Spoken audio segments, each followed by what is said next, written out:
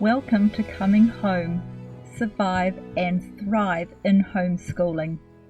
Science, what we did and what I'd do differently.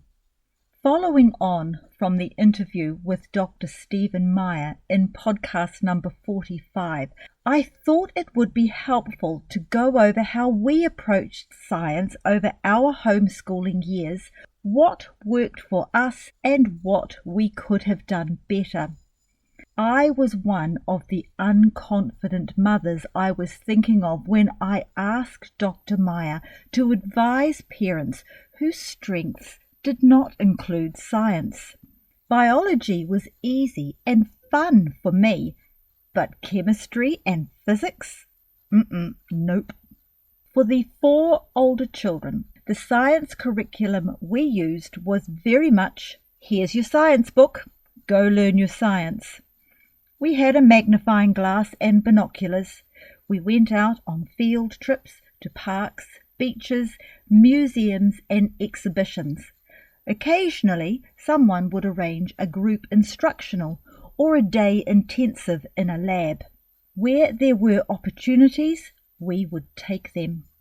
I recall my husband and I taking the older children to hear Buzz Aldrin when he was in New Zealand. Some years later, Professor John Lennox also came to New Zealand, and of course, when Dr. Stephen Meyer came, we went to as many of his talks as possible. Most of our older children came even though they'd finished school. In New Zealand, you go to as many guest speakers and exhibitions as possible because they're occasional rather than regular. And of course, we had plenty of books and videos on anything to do with science. But the science textbook was the main thing. It did the job, but I was definitely not confident to add or subtract anything to what we were doing. I was diligent to take advantage of as many opportunities as possible, but there was always more I could have done. For instance, it was possible to import specimens for dissection, but I didn't know about it.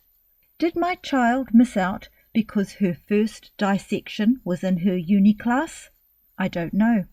Would she have been a better student or more successful at university if she had been able to dissect for homeschooling? No, I don't think so. We had ACE in our year 1 and only for that year. Then we went to A. Becker for science. They were big, colourful and more than adequate, but not exciting and no more than what a school child would do. In spite of becoming more comfortable with the Charlotte Mason approach, the textbook for science and maths was standard issue. After some years with A. Becker, we came across Apologia for science and switched. These were being used in some of our high schools which used a Christian worldview and had passed muster with high school exam equivalents. What of the outcome for each of our children in the sciences? One self-taught, ongoing from finishing school, and still loves to learn and talk about anything science. He'd know and understand enough to have a couple of PhDs if his knowledge was formalized. One took chemistry and physics at uni. Didn't like it, so switched to food science. She was very good at it and still enjoys it. One finished school with only what was necessary for science, but has come to love it as she's grown. Her knowledge and interest in science is remarkable. One did an engineering degree to master's level, so physics, maths and some chemistry were imperative. He has done well and continues to work in engineering. One did a science degree in zoology and has always loved all things science. She grew up amongst siblings talking about birds, animals, stars, food and anything with speed and noise. It was all oh so normal for her. all our grown children still enjoy talking about anything relating to science. Sometimes the talk is heated. Mostly it is amiable. Assumptions, beliefs, and experiences are all challenged and teased out. Sometimes opinions change.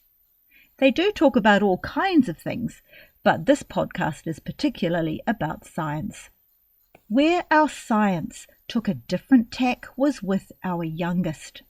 As I said, I was not confident in chemistry and physics, so I stayed on the straight and narrow because I felt safe with that. I recall asking a friend for advice what to do with her science as she was moving out of primary school and into her intermediate years, which is about age 10 to 12. I was looking for advice for when to start her on a high school science textbook. I was advised to wait until she was starting her exam years, or 16 to 17 years old. My first reaction was, I can't do that.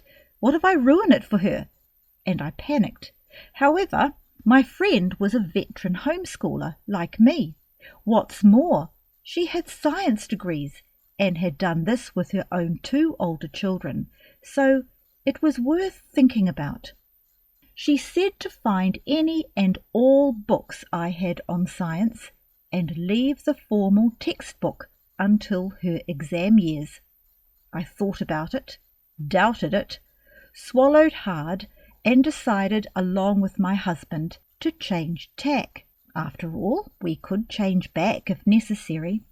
So I rounded up all the books around the house and anything to do with science. Since we'd been homeschooling about 15 years by this time, there were quite a few. We'd bought a lot of new and used, and some had been given to us.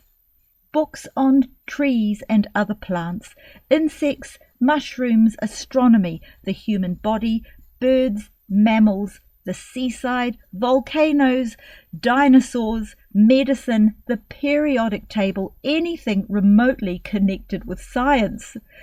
Also novels involving science in animals, such as Gerald Durrell, Mary Bowman, and James Herriot, amongst many others. Old books, new books, colourful and boring black and white books. What we didn't have would be topped up from the public and homeschool libraries. Biographies of scientists too. There was rather a tall tower of books. She started to read for science as she had been reading for anything else. The selection we had was enough to last for at least 2 years, and she was a fast reader. The collection grew over the several years we had left before transferring to the textbook. Talking this over with her after my interview with Dr. Stephen Meyer, she said in hindsight there should have been the science textbooks included in the collection for her to choose from. Once she got to the textbook of Apologia, she enjoyed it so much she would have liked to have read it earlier. That's a good thing to take away from this podcast. Even if you're wanting to keep her away from the textbook for a while, include it, so there is the exposure to it and the choice. It may not be as boring as we remember our textbooks to be. I gave her choice, but I didn't give her full choice. The resources at the Discovery Institute Dr. Meyer introduced to us would enhance the experience of your children's science even more than what we did above. The books written especially for children and the movies available are astounding and fabulous quality. We were recently watching Dr. Michael Behe on the cell and the intricate machines inside. Amazing. As advances are made in the sciences, so the resources grow. The summer school spoken of by Dr. Meyer was attended by our youngest child in her 2nd year of university. It was a shame COVID prevented her from attending in person, but using Zoom was still highly beneficial for her.